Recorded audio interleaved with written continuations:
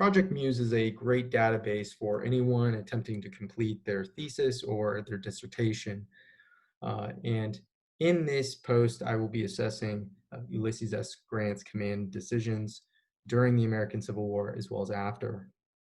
William Hardy wrote an article entitled South of the Border, Ulysses Grant and the French Intervention. In the last year of the American Civil War, there was a struggle between the Mexican and French government, and it has been largely forgotten by the public. There was talk between Abraham Lincoln as well as Confederate President Jefferson Davis to unite their forces to expel the French from the region, but President Jefferson Davis did not think this campaign to be possible. Ulysses S. Grant thought differently. William Hardy posits that Grant almost brought the U.S. into another war with France by supporting the Mexican president Benito Juarez. He would later send weapons over to Sheridan, and Sheridan would exchange them with his forces to fight the French colonial monarchy. This is cited on page 66. He uses a number of secondary sources, one of them being Brooks Simpson, who he uses to support the notion of a joint Union Confederate force to bring the country back together. This does not take place, but Grant believes it could bring the nation closer together if this is the case.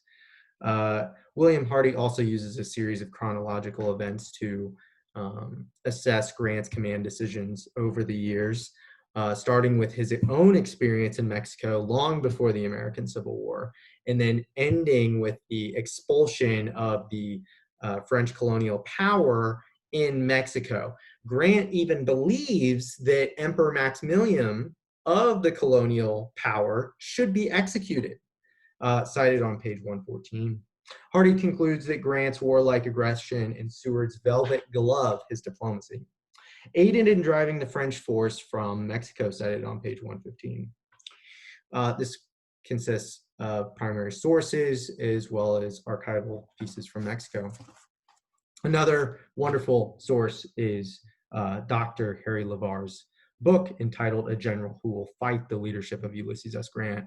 This is not a military history per se. It does not analyze each battle. It's the tactical decisions that are made.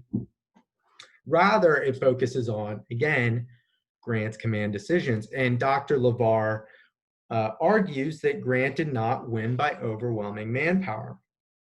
Rather, it was his leadership skill and unshakable resolve that led to his success. His methodology as well is chronological, starting with his first battles at Belmont, leading to Fort Henry, as well as Fort Donelson. He ends it with a chapter on faith and success. Dr. Lavar concludes that Grant is the greatest soldier of our time, if not all times. He fixes his mind on what is the objective point. If he is wrong, he is never concerned and promptly devises a new one. He will win in the end. He uses a collection of autobiographies and primary sources to make up the majority of his work.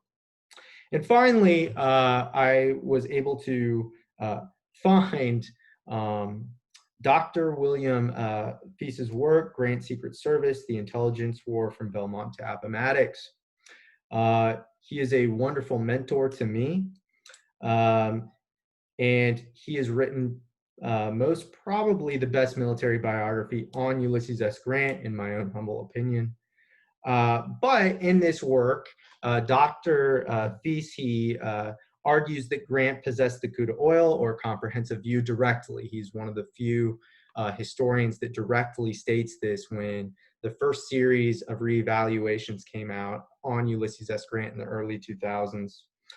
His methodology, again, chronological, but he uses very unique sources in his overall book, and that is he uses documents from the intelligence service, which are, from what I understand, hard to acquire, and some of them don't necessarily have an author per se because, again, they didn't want to state their name, giving the source.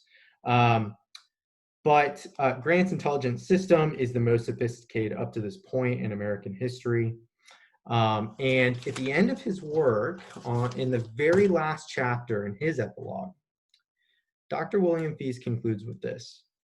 Grant's intuition, the initiative, and Sharp's intelligence had fused to create a potent weapon. But Grant's formula best defined his approach. The art of war is simple enough. Find out where the enemy is, get at him as soon as you can, strike him as hard as you can, and keep moving on.